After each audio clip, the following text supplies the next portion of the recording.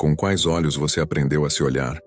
Porque talvez o que fere não é o espelho, é o olhar que você carrega dentro de si. Um olhar que não nasceu seu, mas que se instalou em você como verdade. Há olhares que abraçam, mas há olhares que cortam, que expõem, que aprisionam. O olhar julgador que nunca acha suficiente. O olhar exigente que cobra perfeição. O olhar ausente que silencia e invalida. E o mais perverso de todos, o olhar sexualizado que transforma a presença em ameaça, beleza em culpa, corpo em objeto. Esse olhar que não vê a mulher, mas vê projeções, que não reconhece uma essência, apenas alimenta fantasias ou medos. É um olhar que sufoca, que reduz, que acusa sem palavras. Quantas mulheres passaram a vida sendo olhadas como se estivessem sempre prestes a provocar, a atrair, a se oferecer? Quantas foram ensinadas que sua beleza era perigosa demais e por isso precisavam se cobrir, se calar, se esconder? Não era sobre quem elas eram, era sobre como eram vistas. O olhar sexualizado distorce tudo. Ele transforma o gesto mais simples em suspeita, transforma a liberdade em vulgaridade, transforma o sorriso em insinuação, transforma o corpo em ameaça. E então a mulher começa a se dividir internamente. Quer ser bonita, mas tem medo. Quer se arrumar, mas se sente culpada. Quer ser vista, mas não quer ser invadida. É um conflito silencioso, uma culpa herdada, como se existir no próprio corpo fosse por si só um risco. Mas esse não é o único olhar que fere. Há o olhar exigente, que nunca permite descanso. Você pode estar linda, mas sempre falta algo. A pele não é perfeita o suficiente. O cabelo não está como deveria. O corpo não alcançou o padrão. É o olhar que mede, compara, pressiona e transforma o autocuidado em obrigação. Há também o olhar ausente. O pai que nunca viu a filha, o companheiro que nunca reparou, a mãe que sempre dizia tá bom, mas nunca com verdade nos olhos. Esse olhar ausente ensina que você não merece atenção, e aí você cresce implorando para ser notada, ou fingindo que não precisa de ninguém. E o olhar julgador, esse cria feridas profundas.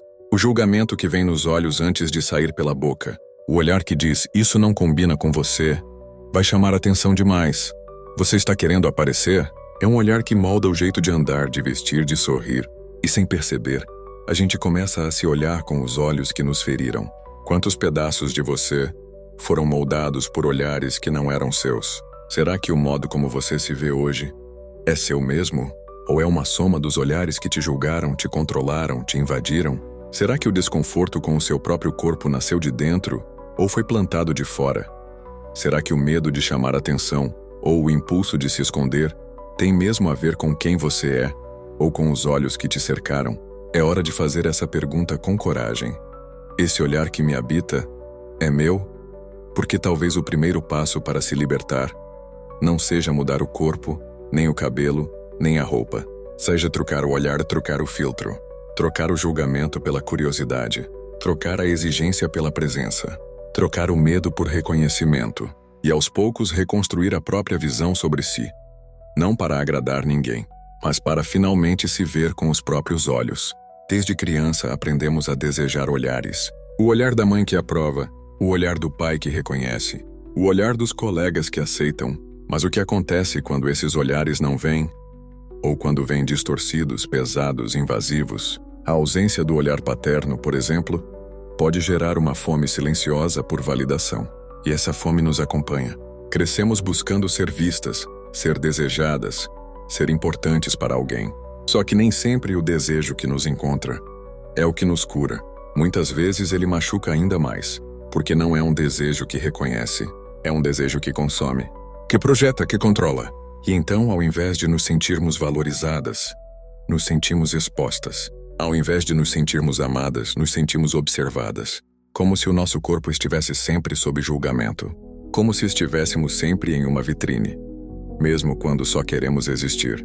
Esse olhar que sexualiza tudo também está no ambiente de trabalho. Na rua, na família, nas redes sociais.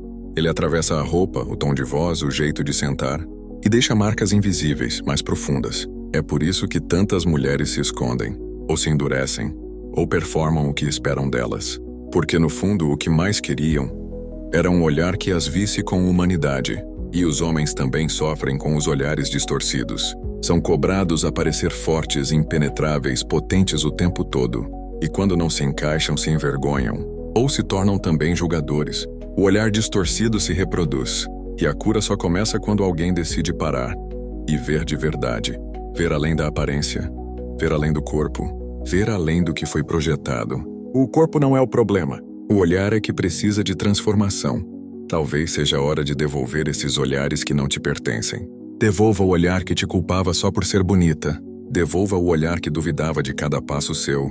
Devolva o olhar que te comparava com outras. Devolva o olhar que só te via como corpo e nunca como alma. E depois disso escolha um novo olhar. Um que te veja além da maquiagem, além das medidas, além das inseguranças que outros colocaram em você. Imagine por um instante se você se olhasse com os olhos de quem te ama de verdade, com os olhos de alguém que não quer nada de você, a não ser te ver inteira, sem mudar nada, sem pedir nada, só te ver. Como seria esse olhar? Talvez ele fosse mais leve, mais lento, mais compassivo. Talvez ele visse sua história, seu esforço, sua coragem. E é esse olhar que cura. O olhar que reconhece onde outros só criticaram. O olhar que acolhe onde antes houve julgamento. O olhar que permite respirar onde antes havia medo. Você tem esse olhar dentro de você, mesmo que nunca tenha sido ensinada a usá-lo. Hoje talvez seja o dia de começar. Não é fácil, porque o olhar antigo ainda sussurra, ainda tenta te puxar de volta para o espelho distorcido. Mas aos poucos, você aprende a se ver com novos olhos, a se permitir ser, a não se desculpar por existir. E então o corpo deixa de ser armadura e volta a ser casa. A imagem deixa de ser inimiga e volta a ser presença. E o espelho? O espelho finalmente deixa de machucar, porque agora nele há um olhar que não fere, há um olhar que cura.